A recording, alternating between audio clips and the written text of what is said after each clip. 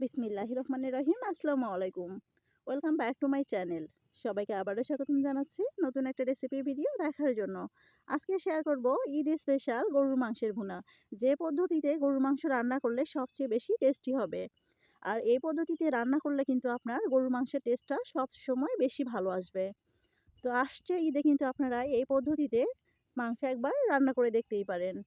আশা করছি রেসিপিটি আপনাদের কাছে ভালো লাগবে। তো চলুন পুরো রেসিপির ভিডিওটি দেখে নেওয়া যাক। প্রথমে আমি চুলাতে একটা হাঁড়ি বসিয়ে তাতে দিয়ে দিলাম ১ কাপ রেগুলার তেল, ২ টা তেজপাতা, দারুচিনি, ৩ টা থেকে ৪ টা গরম মসলা, ১১ থেকে ১২ টির মতো লবঙ্গ এবং গোলমরিচ। এখন সবকিছু তেলের মধ্যে কয়েক সেকেন্ডের মতো আমি ভেজে নিব। খুব বেশি ভাজার দরকার নেই। তারপর এর মধ্যে দিয়ে দিব ১.৫ কাপের মতো পেঁয়াজ। পেঁয়াজটা দিয়ে আমি তেলের সঙ্গে ভালো করে নেড়েচেড়ে নিব। পেঁয়াজটা সফট হওয়া পর্যন্ত এভাবে অনবরত নেড়েচেড়ে নিতে হবে, না হলে কিন্তু পুড়ে যাবে।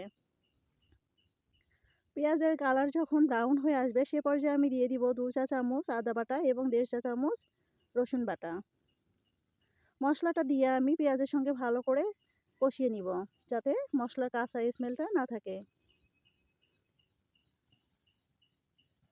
এভাবে আমি ২ থেকে ৩ মিনিট তেলের মধ্যে ভালো করে মশলাগুলোকে কষিয়ে নিব।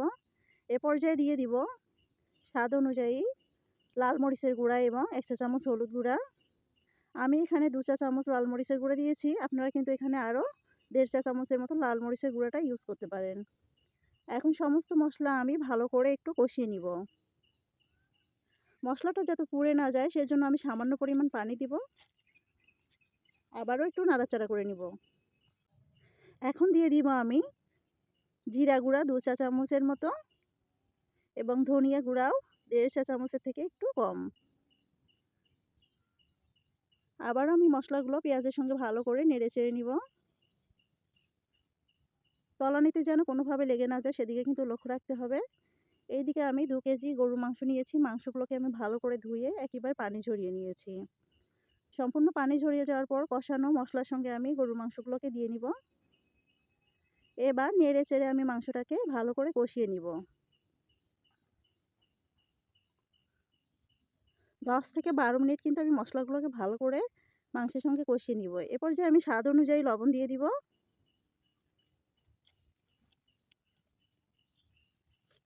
মাংসটাকে যত বেশি ভালো করে কষাতে পারবেন টেস্টটা কিন্তু তত বেশি ভালো আসবে। আর নিচে কিন্তু অবশ্যই লক্ষ্য রাখতে হবে যাতে না লেগে যায়। এখন আমি এগুলোকে ঢাকনা দিয়ে রান্না করে নিব প্রায় ১৪ থেকে ১৫ মিনিট। তবে এর মাঝে কিন্তু আমি ২ থেকে ৩ বার এভাবে একটু চেক করে নিব, মানে নেড়ে চেড়ে দিব যাতে নিচে না লেগে যায়। এ পর্যায়ে কিন্তু মশলাগুলো নিচে লেগে যেতে পারে। ৪ থেকে ৫ মিনিট এভাবে আমি একটু নেড়ে চেড়ে নিলাম। দেখতেই পাচ্ছেন পেঁয়াজগুলো কিন্তু অনেকটা সফট হয়ে গেছে। উপর থেকে কিন্তু তেলগুলো ভেসে এসেছে। এ পর্যায়ে আমি প্রায় ১৫-১৬ মিনিট মিডিয়াম টু হাইয়ে রেখে আমি রান্না করে নেওয়ার পর এখানে ফুটন্ত গরম পানি ইউজ করেছি। পানিটা এমনভাবে দিতে হবে যাতে মাংসটা সুন্দরভাবে রান্না হয়। মাংসটা এমনভাবে সফট করে রান্না করে নিতে হবে যাতে খেতে অনেক বেশি টেস্টি হয়। আমি ঢাকনা দিয়ে এগুলোকে রান্না করে নিব এখন ৩০ থেকে ৩৫ মিনিট। তবে মাঝে মাঝে কিন্তু আবারও মাংসটাকে একটু চেক করে নিতে হবে, নেড়ে চেড়ে দিতে হবে।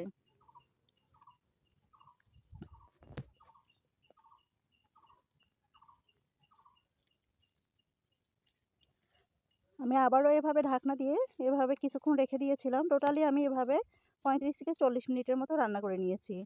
এ পর্যায়ে চুলার আঁচটাকে কিন্তু আমি মিডিয়াম টু লো এর মাঝামাঝিতে রেখেছি। এ পর্যায়ে আমি দিয়ে দিব ১.৫ চা চামচের মতো গরম মশলার গুঁড়া এবং কয়েকটি কাঁচামরিচ। এবার নেড়ে চেড়ে এটাকে ঢাকনা দিয়ে আমি রেস্টে রেখে দিব ৫ থেকে ৭ মিনিটের জন্য। তবে লোতে রেখে দিতে হবে, চুলাটা একদম বন্ধ করে দেওয়া যাবে না। আমি ঢাকনা দিয়ে ৭ মিনিটের মতো এটাকে লো আঁচে রান্না করে নিয়েছি। আমার গরুর মাংসের ভুনাটা কিন্তু একদম পারফেক্টভাবে রেডি হয়ে গিয়েছে। আপনারা চাইলে কিন্তু এর গ্রেভিটা আরও একটু কমিয়ে নিতে পারেন। আমি এ পর্যায়ে চুলাটাকে বন্ধ করে দিয়ে দিব। এবং ঠান্ডা হওয়ার পর আপনাদের সঙ্গে পরিবেশন করে দেখিয়ে দিচ্ছি আমার আজকের গরুর মাংসটা কতটা ইয়ামি হয়েছে। আপনাদের কাছে রিকোয়েস্ট, আসছে ঈদে এই পদ্ধতিতে একবার গরুর মাংস রান্না করে দেখুন। আশা করছি আপনাদেরও অনেক ভালো লাগবে। তো রেসিপিটি আপনাদের কাছে কেমন লেগেছে অবশ্যই লাইক কমেন্ট শেয়ার করবেন এবং চ্যানেলটিকে সাবস্ক্রাইব করবেন। আজকের মতো বিদায় নিচ্ছি। আসসালামু আলাইকুম।